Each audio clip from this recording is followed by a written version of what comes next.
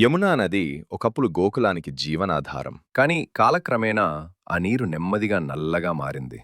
గాలిలో విషవాసన, నీటిమీద మసక పొగ, చేపలు తేలిపోతున్నాయి. గోవులు నీరు తాగగానే కూలిపోతున్నాయి. పిల్లల ముఖాల్లో బలహీనత, తల్లుల కళ్లల్లో ఆందోళన. గోకులం మొత్తం మౌన భయంలో మునిగిపోయింది. గోకులంలోని పెద్దలు ఒకరితో ఒకరు మెల్లగా చెప్పుకున్నారు. ఈ నీటిలో కాళీయుడు అనే భయంకర నాగుడు నివసిస్తున్నాడు. అతని విషమే ఈ విధ్వంసానికి కారణం అని. అందరూ ఆ దిక్కువైపు చూడ్డానికే భయపడ్డారు. బాలకృష్ణుడు ఈ మాటలన్నీ నిశ్శబ్దంగా విన్నాడు. అతని కళ్ళలో ఒక దృఢమైన నిర్ణయం మెరిసింది. సాయంత్రం సూర్యాస్తమయం స్నేహితులతో ఆడుకుంటూ నెమ్మదిగా యమునా ఒడ్డుకు చేరాడు. గోపబాలులరిచారు, కృష్ణా, అక్కడికి వెళ్ళవద్దు అని.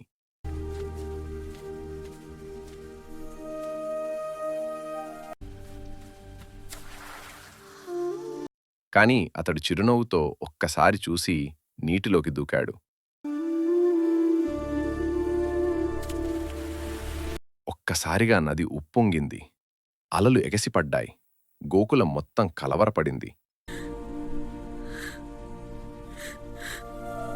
యశోదమ్మ పరిగెత్తుకుంటూ వచ్చి గుండెలు బాదుకుంది. నీటి లోతుల్లో నల్లటి నీడ కదిలింది. 1000 ఫణాలతో కాళీయుడు బయటపడ్డాడు. అతని కళ్లలో అగ్ని, శరీరమంతా విషం. తన శరీరంతో కృష్ణుని బంధించాడు. అందరి హృదయాలు ఆగిపోయాయి. కాని ఆ క్షణంలో కృష్ణుడి శరీరం నీలి కాంతితో వెలిగిపోయింది. అతడు బంధనాన్ని చీల్చుకుంటూ పైకి ఎగిరాడు.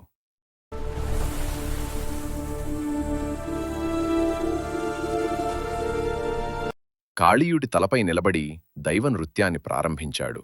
ప్రతి అడుగుతో నది కంపించింది. నీరు ఉప్పొంగింది.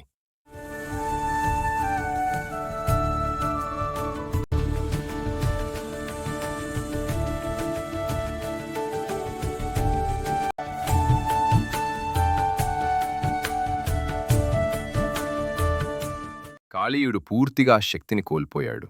విలవిలలాడుతూ క్షమాపణ కోరాడు. అతని భార్యలు నీటిమీదికి వచ్చి కన్నీళ్లతో నమస్కరించారు. ప్రభూ, మమ్మల్ని కాపాడు అని వేడుకున్నారు. కృష్ణుడు కరుణతో అన్నాడు, సముద్రం వద్ద జనసంచారం లేని ప్రాంతానికి వెళ్ళి ఎవరికీ హాని చేయకుండా శాంతిగా జీవించు అని ఆదేశించాడు. కాళీయుడు తలవంచి ఆజ్ఞను స్వీకరించాడు. తన కుటుంబంతో యమునాను విడిచిపెట్టాడు. నది మళ్లీ స్వచ్ఛంగా మారింది. నీరు నీలంగా మెరిసింది. జీవం తిరిగి వచ్చింది. గోకులం ఆనందంతో నిండిపోయింది. యశోదమ్మ కృష్ణుణ్ణి గట్టిగా హత్తుకుని కన్నీళ్లతో చెప్పింది, నువ్వు దేవుడివైనా నా హృదయానికి మాత్రం నిత్యం నా బిడ్డవే అని. కృష్ణుడు నవ్వుతూ స్నేహితుల దగ్గరకు వెళ్ళిపోయాడు.